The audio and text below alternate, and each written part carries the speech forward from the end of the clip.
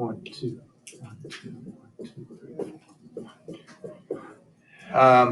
Negative 2, negative 3.9, right around here. Negative 1, negative 1.9, right around here. 0, 0.1, 1, 2.1, 2. All right. Does any pattern? Pretty close to what? Thank you. I thought it was obvious. Obviously, maybe it wasn't. Okay. It's a line. It looks like a line. Smells like a line. It must be a line. All right. So, might taste like a line. So here's your graph. Now, if we got a line, does the line have an equation? Yeah. So if I can figure out the equation of that line, then I can know the derivative of every point. That's kind of what we're going to do today. Is we're going to, instead of calculating each individual point, we want to find an equation that will describe those points. Now this one here, the third one, what the heck?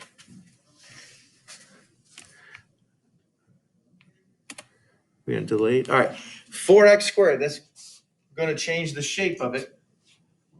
And it's also going to move it left to right. So that's why we get different numbers. So negative 2, it's got a different slope. Negative 1, it's got a different slope. 0 does. At 1 and at 2. Do you agree with those numbers? All right, good. That's key. If I plot those numbers, it will also form a straight line. And like any straight line, we can figure out its equation. So that's going to be kind of the goal here today. All right, let me show you a little bit of a cheat. Get your calculators out. Get your calculators out.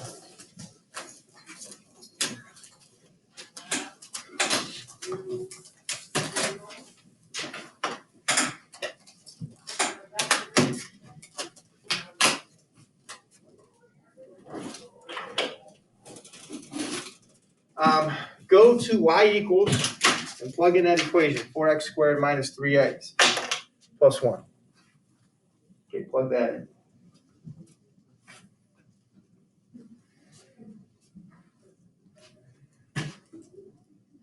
Whose calculator you using? I got a borrowed calculator, but it's dead. Yeah, I know. You got all You got all my secrets in there already. You can teach us how to do it. All right, so we got y equals y1, 4x squared minus 3x plus 1. All right, does anybody have r's on there? Y, when you go to y equals, you still have it in polar. You got r's there. Yeah. Anybody else? I go to mode. Go over function. Okay. Did you get it? Okay. All right. So, all right. So if you got that, if I hit graph, okay, it looks like that. Now you can find the point, individual points by going to calculate, and you can do value. There's another way to do that, and it'll come up in another way here too. See where it says VARS, variables. Hit that button.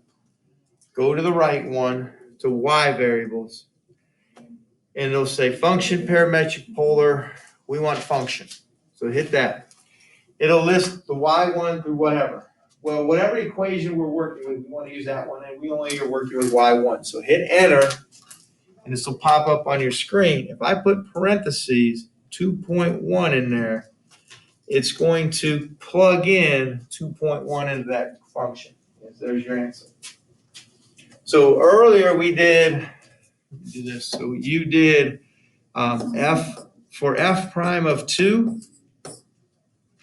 You did f of 2.1 minus f of 2 divided by 0.1.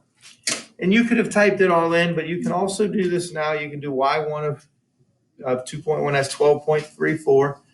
And then you can just keep plugging in if you need to. Now, you shouldn't need to do this for 2, but just for the sake of how to do it, you get 11.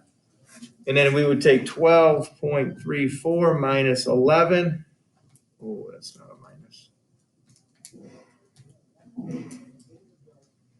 And that equals 1.34 divided by 0.1, and that's where we get to 13.4. So you can do that. We want to graph, well, you may not want to, but I want to graph these points on under Y2. Okay, so we're going to come up with a little formula that's going to do this right here under Y2. So I want to plug in for Y2. I want to have f of x plus 0.1 minus f of x divided by 0.1. Okay. Now, what I can do for this is I can use y1 for my f of x. So I'm going to plug in. It's going to look like this. y1, x plus 0.1. That's what I'm plugging into y1 minus y1, all divided by 0.1. And that's going to calculate all the slopes.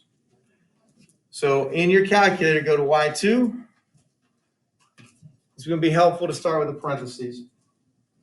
Then we go to variables, Y variables, function, Y1. So basically it's just plugged in that function right up there. But we want to plug into that x plus 0.1. Whatever number is x, I want to add 0.1 to it. So I want to talk in generalities here, not just specifics. Minus y1, variables, y variables, function, y1. So that's that top. So put that all in parentheses. So I put a right parentheses there. Divided by what? 0.1. Now I'm going to go to my table first. Go to my table. Second table. For -2, did we get an answer -18.6 earlier? Yep. For -1. Now y1 is just the value when you plug it in the original function. y2 would be the derivative. -10.6. -2.6, 5.4, and 13.4. Does it match what we got on our homework? Better. Okay, for that. Now, if you hit graph, it will graph both of those, and it basically plots all those points.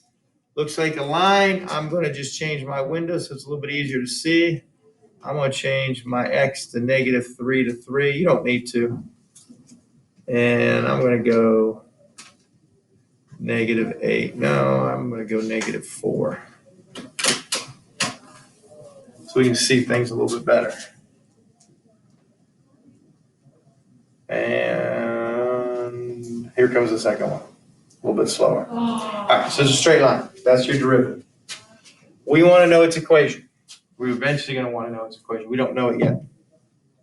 Okay. All right, a couple of things to take down. That's kind of the next thing we're going to do. First thing here. That's the picture we just had. Get these 3 facts down right there. Get those 3 facts down.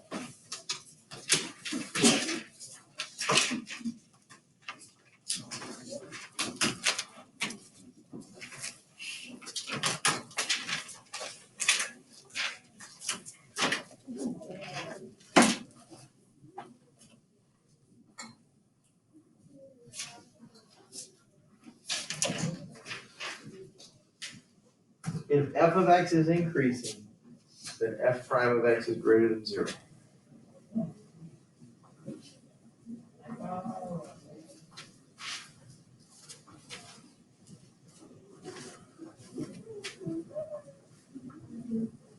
If f of x is decreasing, then f prime of x is less than 0.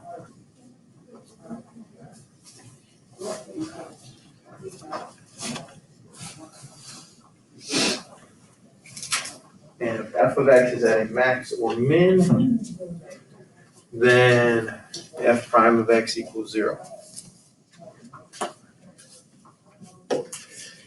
What you need to be thinking when you see f prime of x, you need to be thinking that is the slope of the tangent line.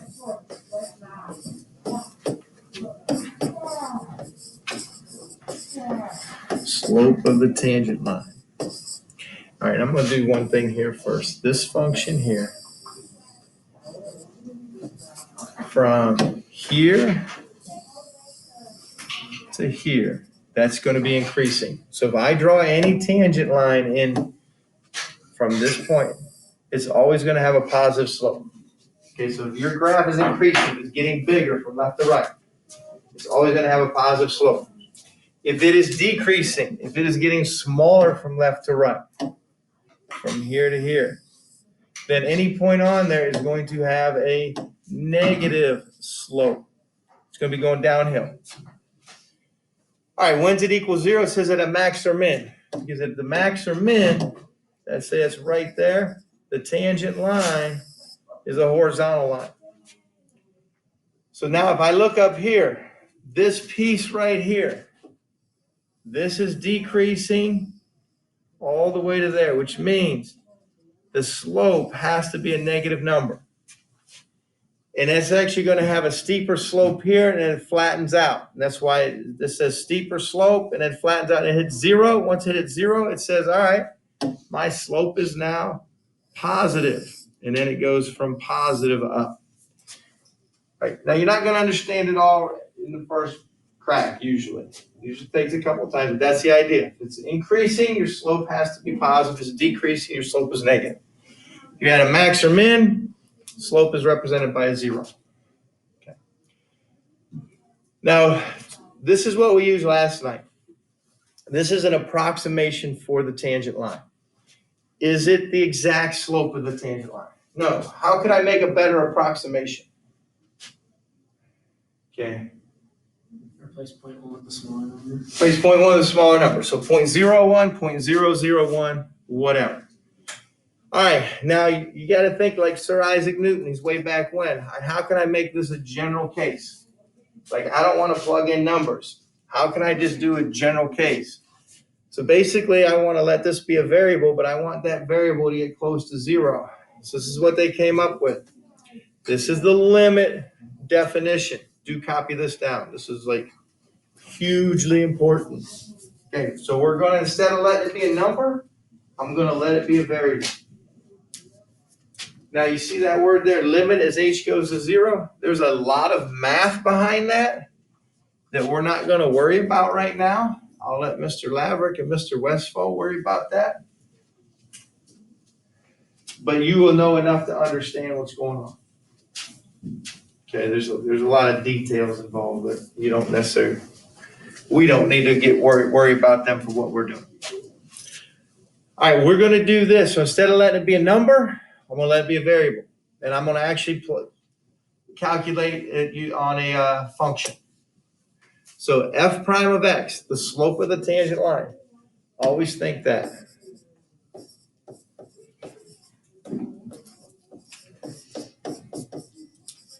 Slope of the tangent line at x. Okay, at x. This will allow us to come up with a function for the derivative.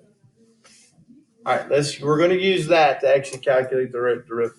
All right, so f of x equals 4x plus 5. So copy that down.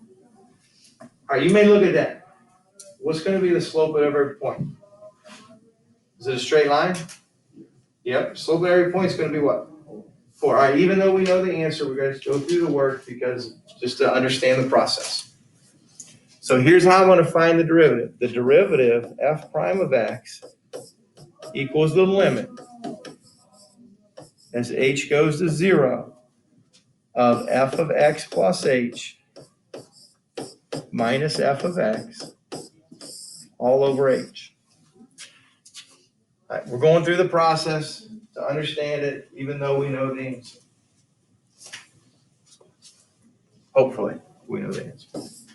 F prime of x equals the limit. And now here's the key thing. You actually have to write this limit each time until there's a certain point. I'll tell you when we get to that point where you don't have to write it anymore, because that is part of the process. All right, what's f of x plus h? That means you plug in x plus h where the x is. So it would be 4 times x plus h plus 5 minus f of x, and f of x is 4x plus 5 over h.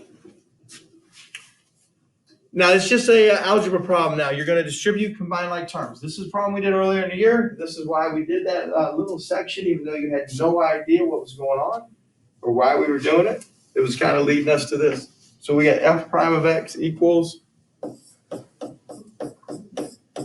limit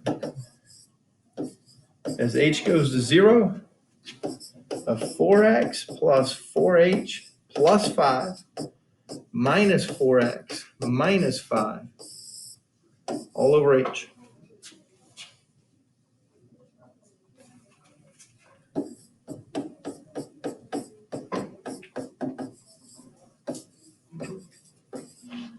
All right, what do take a second there. Combine like terms. What are you left with on top? Okay, Sydney, what are we gonna be left with? 4. Well, before just on top, 4h. 4h. So when you combine, you got the 4x and that minus 4x cancel, the 5 and the negative 5 cancel. 4h over h, and now she actually went a step ahead of me. All right, once those h's cancel, since I don't have an h anymore, I can drop the limit and I can say f prime of x equals 4. We said we knew the answer. We matched the answer, so we're good. So f prime of x equals 4.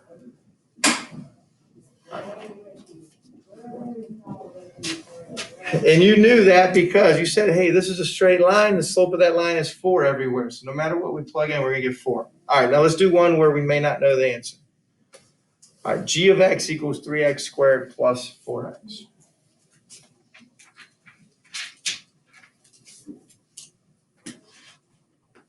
We're going to do the same procedure, except I'm going to plug in a g instead of an f.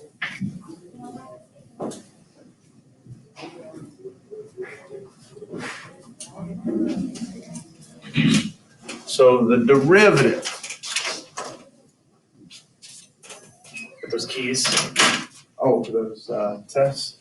Yeah. Don't you have them memorized? That's mine. How about that quiz? Is that one back there? The key to it? Yeah. Look back there. Trying to think.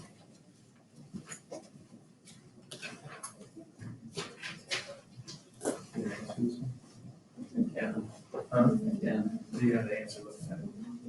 Oh, Okay, I didn't know if you needed the trick.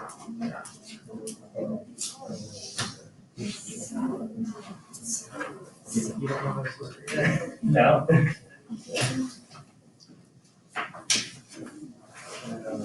At least you have this.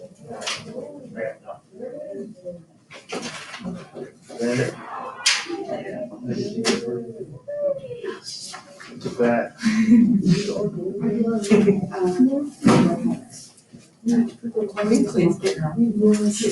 All right, limit g prime of x, slope of the tangent line. G prime of x equals the limit as h goes to 0. And I'm gonna write every step out because it's just the first time through. G of x plus h minus g of x over h, correct? Using the formula. We got to plug that in. We got to simplify it, see what happens.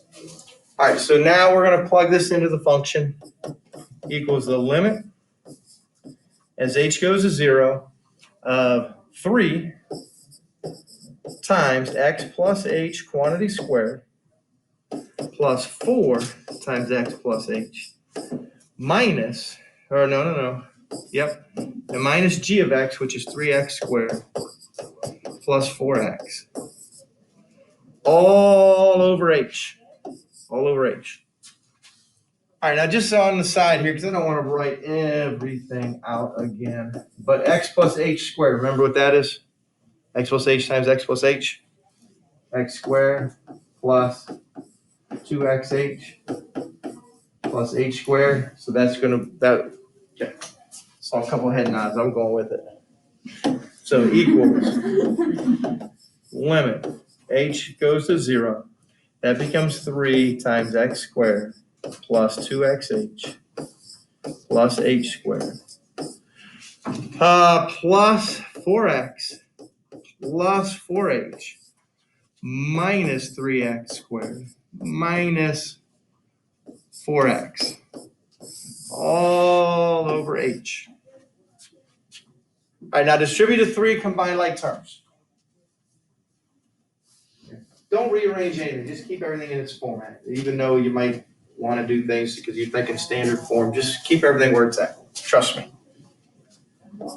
So g prime of x equals limit as h goes to 0 of 3x squared plus 6xh plus 3h squared plus 4x plus 4h minus 3x squared minus 4x all over h. All right, now we're getting somewhere.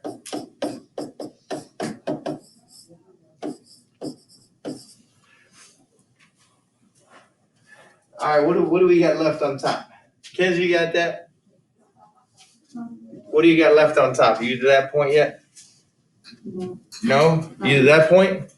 Yeah. Okay, all right, take a look. See what cancels out to 0. Whitney, what's going to be left? You got that? Yeah. All right, what do you got? 6xh plus 3h squared plus 4h over h. All right, good. Good. Get that down if you don't have it down. Okay, this is playing out exactly like all the problems we did earlier in the year. And we said, when you simplify the top, if you do it right, every term should have an h. What do we do now is you factor out that h. And it will cancel with this h down here. Okay, so let's factor out the h from the top. G prime of x equals the limit as h goes to 0 of h times 6x plus 3h plus 4 all over h. Those cancel, which is good. All right, now I still have an h. Didn't get rid of all of them. On the last one, I got rid of all of them. This one, I still got an h. So I'm almost done. We're almost done. We're getting there. G prime of x equals the limit as h goes to 0 of 6x plus 3h plus 4. Now, when you're doing it, I'm sure you can condense this a little bit. I'm just showing every little step. Okay? And I know some of you might just jump from here to here, whatever. All right. Now, this is where we're going to get a little bit tricky. And we're doing do some math that you don't really know about just yet. We're going to what's called you're going to take the limit. Okay? So you're going to take the limit, which means you're going to let h equal 0. Okay, we're doing this problem and we're saying h is getting close to 0. Well, if it's infinitesimally close to 0, why can't I just say, all right, let it equal 0? If it equals 0, then what really happens then? What does 3 times 0 equal? 0. So what are we left with? At this point, you no longer have to write limit as h goes to 0 because we took the limit. You let h equal 0. Like I said, there's a lot of math behind that you'll get into later. But for what we need, I think you're going to understand. Let h equal 0. You get the equation 6x plus 4.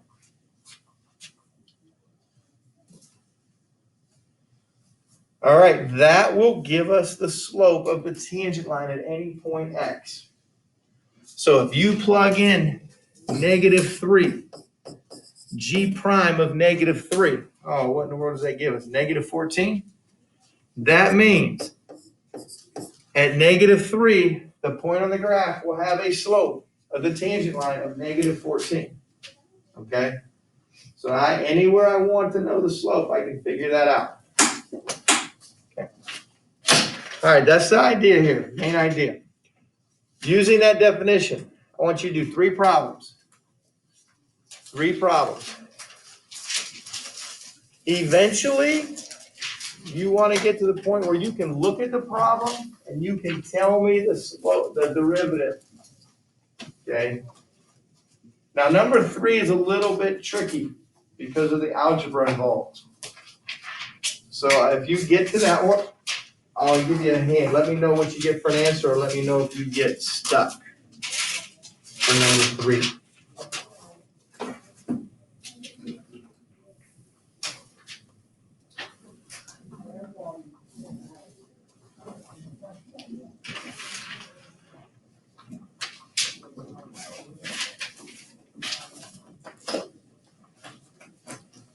And if you want to help each other out, that would be great. But you should be able to get 1, 2, and 3 here.